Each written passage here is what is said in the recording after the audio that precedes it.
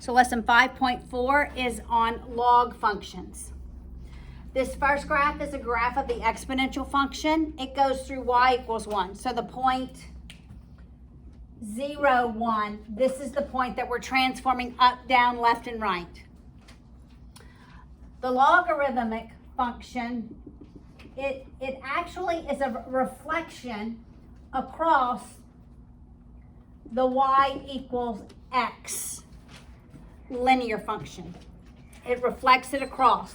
And now it passes through 1, 0. So this point is the point we're going to now transform, is that 1, 0 point. All right, so looking on your little sheet that I gave you, let's look through this. With exponential functions, the domain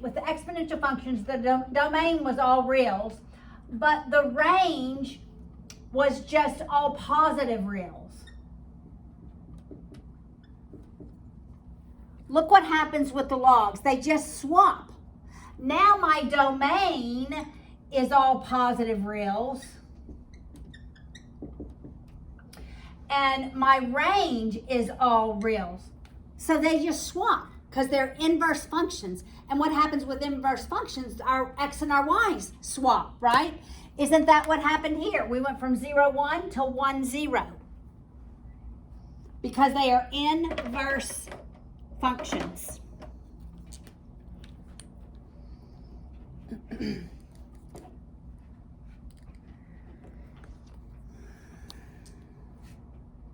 So with exponential, our y value is never going to be a negative, right?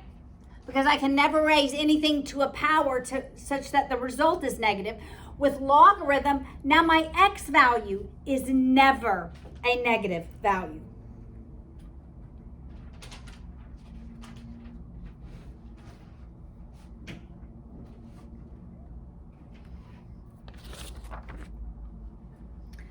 All right, so how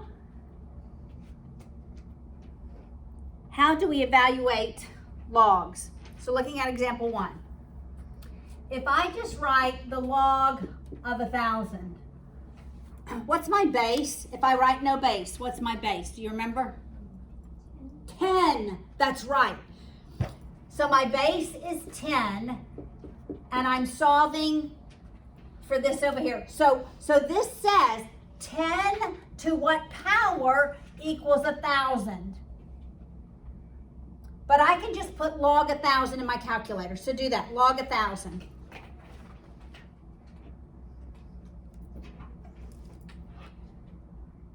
And what does that equal? 3. Why? Because 10 cubed equals 1,000. Right? So we're going to have to be very comfortable going from logs to exponential.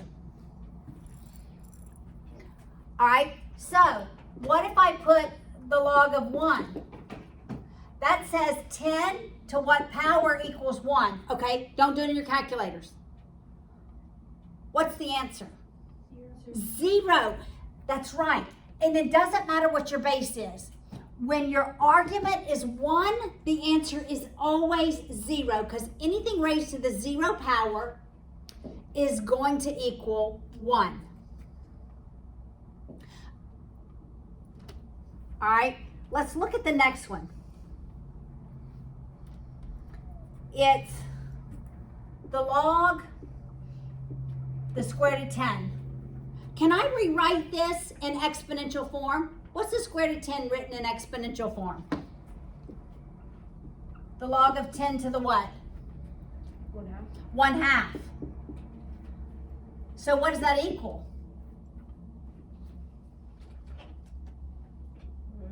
Wait. Let's think of this in exponential form. What is this in exponential form? 10 to the x equals 10 to the 1/2. What's the answer? 1/2.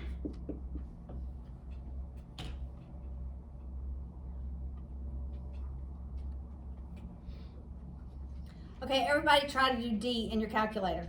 The log of -3. And what do you get? No, I don't have an answer. you get an error, don't you? Why? Because the x value can never be negative. So there will never be a negative number here. It will never work. Because I can't raise 10 to any power and get it to -3. So anytime you have the log of a negative value, it is going to give you an error. It doesn't exist.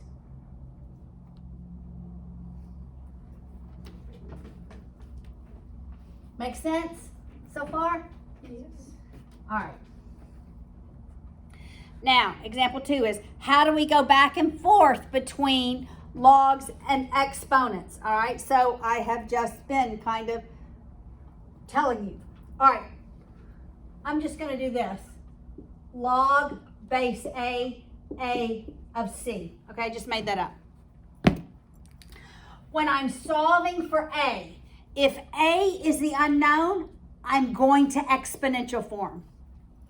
So solving for A, solving for this number, use the exponential form. Exponential form.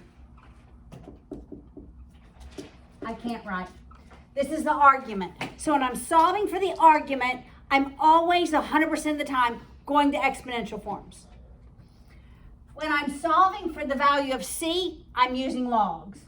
Use logs.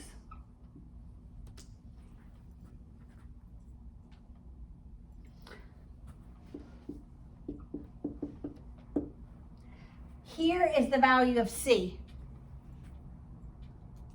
It says solving for A, use X. Solving for A, use exponential form.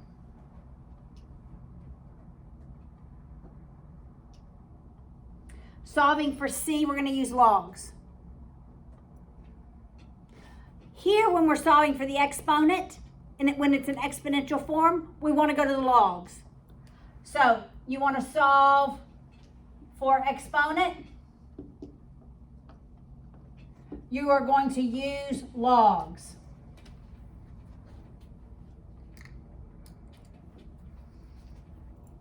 Solving for argument, we're going to use the exponential form. Solving for the exponent, we're going to use the log form. So you've got to be able to go back and forth between the two. All right, so look at example 2a. Log of x equals 2. I'm solving for the argument, so I'm going to look at its equivalent exponential form. So what is this in exponential form? What's my base? 10. What's my exponent? 2. 2 equals my argument, x. So base exponent equals, what's 10 squared? 100. 100. X equals 100.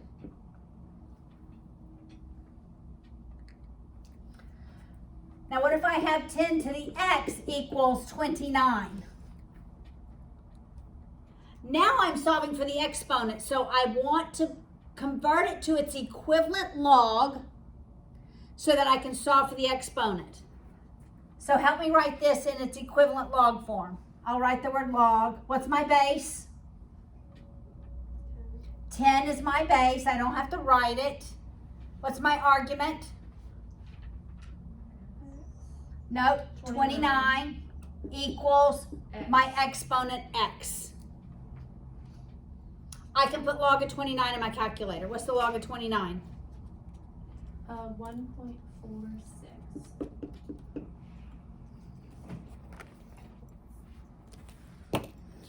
All right, so solving for the argument, I'm going to exponents. Solving for the exponent, I'm going to logs.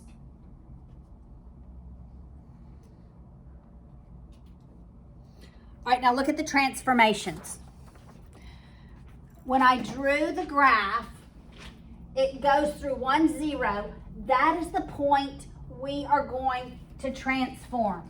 This is the point we're going to move right here at 1, 0. That's what we're going to transform. All right, so look at your example on this page.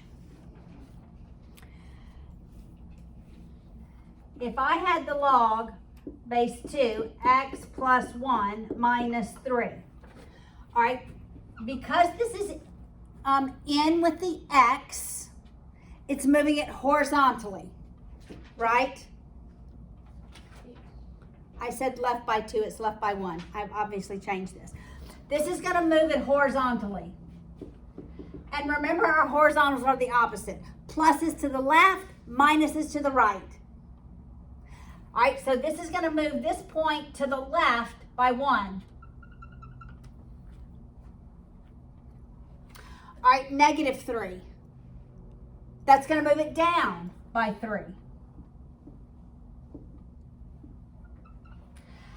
Now with the logarithmic function, the y-axis is a horizontal asymptote. So 1 unit to the left of that key point is a horizontal asymptote.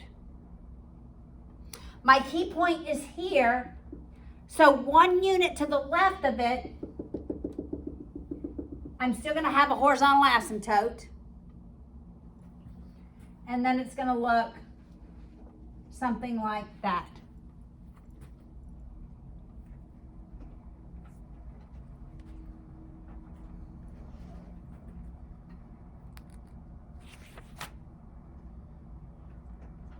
Okay, I jumped a little bit. We need to do natural logs. This is actually a future example. So we're going to hold that in our brains, but we're going to go back and work some of these with natural logs. What is my base when I have a natural log? Like if I said the ln of 0.15, what's my base? E is my base. So that's really e to the x equals 0.15. But I can put ln of 0.15 in my calculator. What's the ln of 0.15?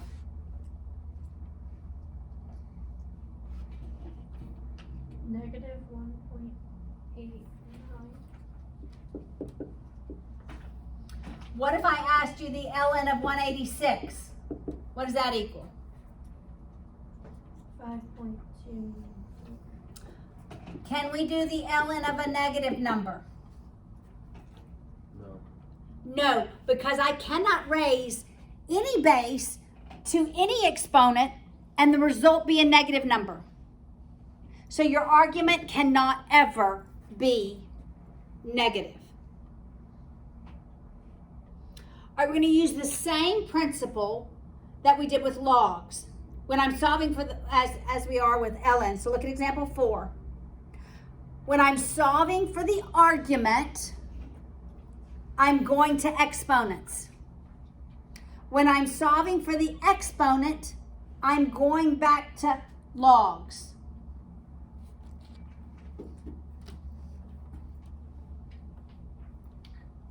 All right, so how am I going to solve this one? ln of x equals 4.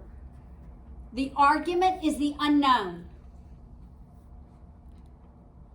So Bryce, what am I going to do? Would you have to go to exponents? Yes, and what does that look like? What's my base? 10. No, that's with logs with no base, but now we're ln's. So my base is, it's a natural log. The base is always E. 100% of the time when you have ln. Okay, what's my exponent? What is it, Bryce? Is it x? No. 4 equals x. Okay, y'all need to practice this. If you need to find a sheet on Google or Khan Academy, or what's the other one? Okay, I'll think of it in a minute. You need to practice going between logs and exponential form and back. Now I can put e to the 4th in my calculator. What's e to the 4th? That's second ln or shift ln, whiwhichever it is. 4.54.5982. Notice they're going to 4 decimal places. All right, now what if I were to solve e to the x equals 5? Rose, help me here. I'm now solving for the exponent. So I need to go to logs.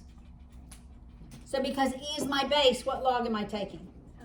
ln of what?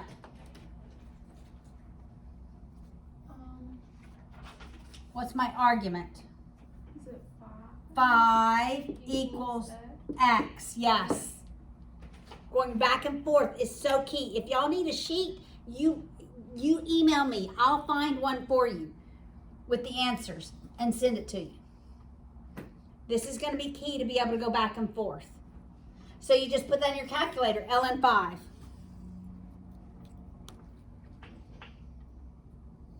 Now we're at transformations.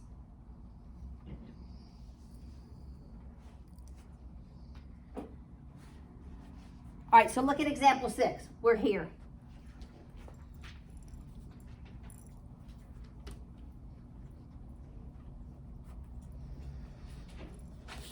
Example 6. Okay, you have to rewrite this.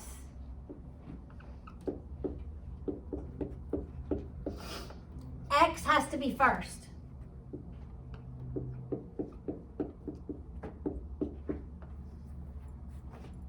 And we don't want the negative x. We're going to factor out that negative.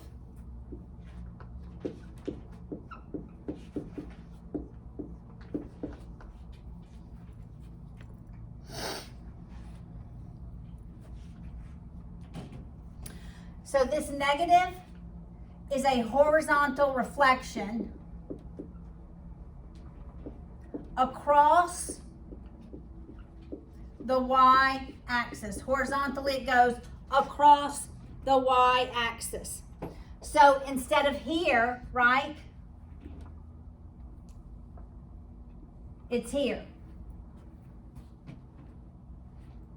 All right? Now, where is that 1, 0 been transformed to? It's been horizontally shifted which way, left or right?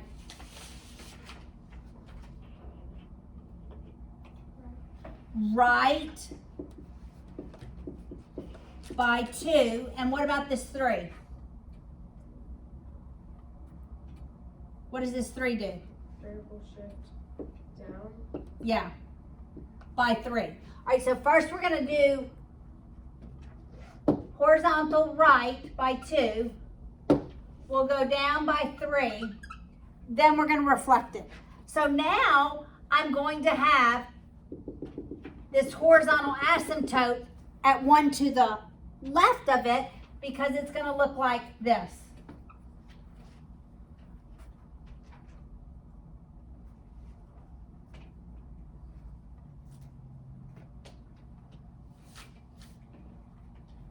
Make sense?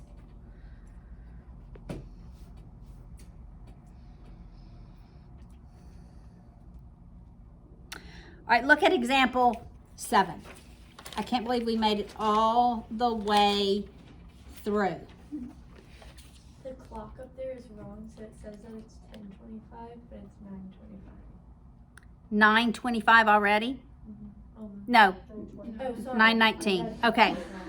All right. It's like, All right.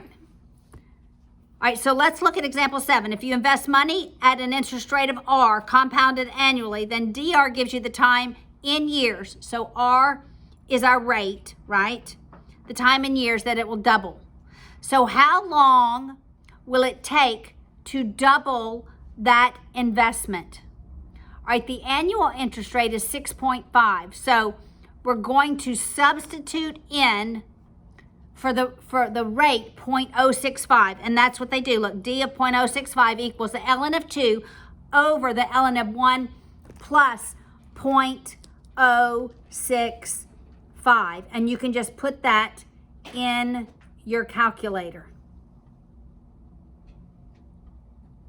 And it'll give you the number of years. You see that? So 11 years to double that investment of $2,500 at that rate. If the investment doubles in 6 years, then that equation has to equal 6. So now, instead of plugging in the rate for R, it asks us if it doubles in 6 years, that's DR, what's the rate? Wait, that's ln of 2, right? What is the rate? So what do? This goes into y sub 1. This whole thing goes into y sub 2. Remember, it's going to be this divided by, we're going to open a parentheses. What do we want to see? We want to see where y, this is going to be y equals 6. That's going to be a straight line at y equals 6. So I definitely want my y window to see 6, right? All right, if it took 11 years to double at a rate of 0.065, then my rate's going to have to be higher for it to double in 6 years, right? And when you do that, so you want your x value to be pretty small because it's going to be less than 1%, right? So your x you probably want to see between 0 and 1. Your y you want to see between maybe 4 and 8. And then you're doing second trace intersect. Right? Because you're solving for the rate. So just remember, your rate is going to be a decimal place. It's going to be pretty small.